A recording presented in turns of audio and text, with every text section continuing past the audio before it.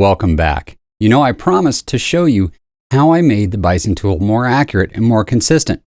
This is that video. Let's go to the garage and I'll show you what I built. This is my pneumatic rig for running the press.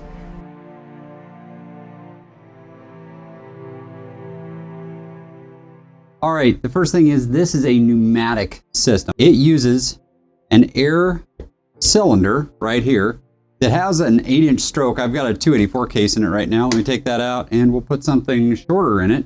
Put a 308 case in it so you can see a little better. Cylinder extends. I've got 8 inches of throw. The only problem with 8 inches of throw is that when I put a dasher case in, I'm just a little shy of having enough. So I ended up having to move the mount point. It was down here when I showed it to you first, and now it's up here. That just gives me a little more travel.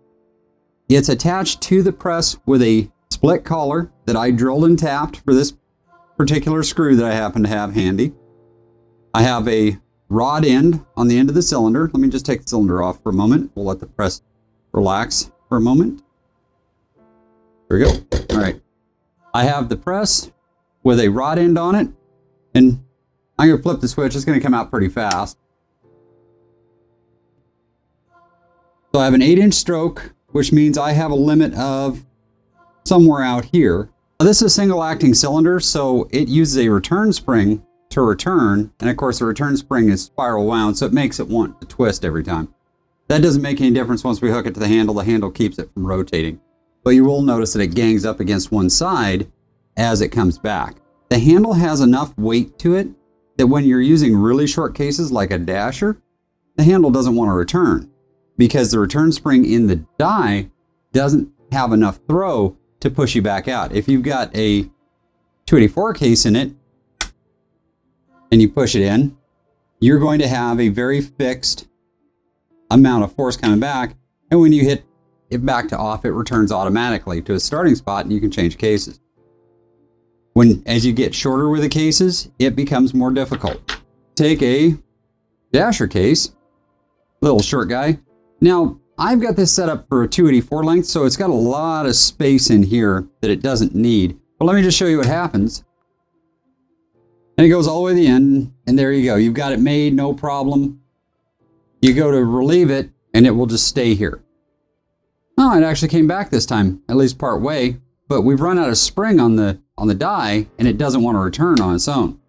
Simple solution, I have a C-clamp on the side of the press, and one rubber band. Takes care of it. Now it will return on its own every time without fail. And if you want a little more rubber band tension, I can put the C-clamp over here. So that's how that works. I can move this collar up here, and it gives me a little smoother throw on a little bitty dasher case, and it's a little more certain throw because at this, I'm all the way at the end of the travel of this cylinder because I'm up against the bracket base. I just made a couple of brackets out of angle aluminum that I had sitting around. Let's talk about controls for a moment. This little project box that I bought from Amazon contains really two components. It has a pressure gauge that is hooked to a precision air regulator, and it has a switch, an air switch to turn it on and off. It's got a little bit of 1/32 tubing inside there, this little Tygon tubing to connect everything together. I'm running it right now at 80 PSI. This cylinder has a 7/16 bore on it, and it's actually just slightly too small in my opinion. I'd go 1/2 inch if I were to do it again, and instead of an 8-inch throw, I'd probably do a 12-inch throw so I can mount it down to the press, down by the base of the press here, and have a little more flexibility to it. So I've got it set at 80 PSI right now.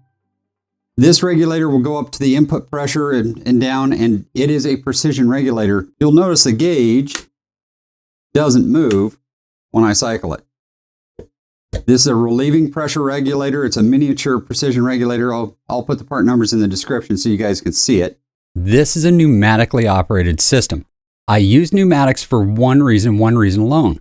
Pneumatics are soft. They honestly only push so hard, and they don't have a positive displacement to them. So it's not going to drive it into the corner and then crush something.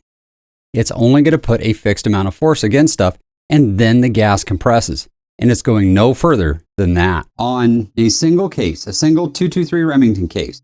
223 Remington, if you don't know what that is, it's this little guy here. Has about 30 grains of water capacity.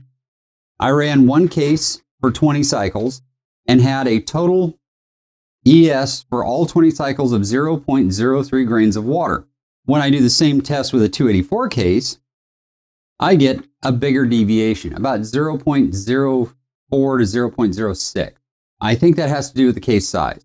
Now that you've seen this system, hoses, fittings, a pneumatic cylinder, blick collar, regulator, pressure gauge, and switch, and a few fittings here and there, the parts to make the pneumatic system cost as much money as the case volume tool did. The things you'll need to make this system work are a pneumatic cylinder, an orifice to control the speed that it extends at, and last but not least, you need a pressure regulator. The pressure regulator on a compressor is inadequate for this requirement. You want something that's going to absolutely hold that pressure within 1/4 of a PSI, regardless of input pressure. My regulator on my compressor was varying 10 to 20 PSI at times. All right, I hope this was helpful to you. Feel free to replicate what I did there. The parts list is in the description. As always, shoot straight, be safe out there, and I'll see you in the next video.